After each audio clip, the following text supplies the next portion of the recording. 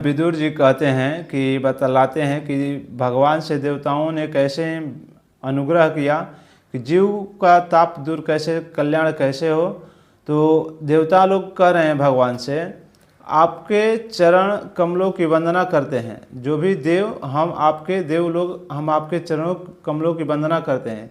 इसलिए भगवान के जो चरण कमलों का वंदना करते हैं, वे शरण में आए हुए जीवों का ताप दूर करने के लिए छत्रक समान है तथा इनका आश्रय लेने से यति जन अनंत संसार दुखों को सुगमता से दूर फेंक देते हैं।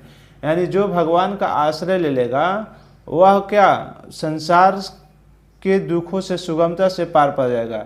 यानी भगवान के प्रति आश्रय, सबसे बड़ा आश्रय ही ऐसा चीज़ है कि सारे दुखों को आपको मिटा सकता है।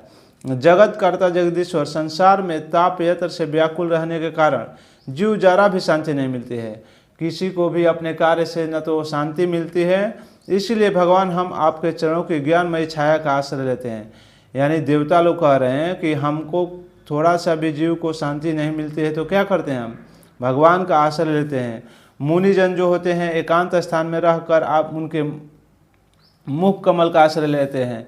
यानी जो भी है, तपस्वी हो तब, मुनि हो तब, देवता हो तब, आश्रित, भगवान के आश्रित होने वाला ही सबसे बड़ा सुखी है।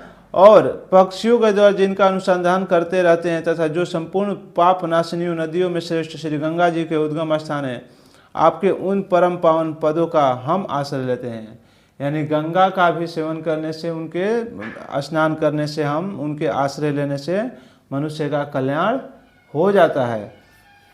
उसके बाद से जो जिससे भक्त जन अंतःकरण में जिसका वैराग्य पुष्ट हो जाता है उसका भी कल्याण हो जाता है। यानी भगवान के भक्त जन द्वारा श्रद्धा, श्रवण, कीर्तन आदि रूप से भक्ति से परिमार्जित अंतःकरण में धारण करके वैराग्य पुष्ट ज्ञान के द्वारा परम धीर हो जाते हैं। यानी जो भगवान के आश्रय ले लेते हैं वह सबसे बड़ा ही आश्रय रूप हो जाता है।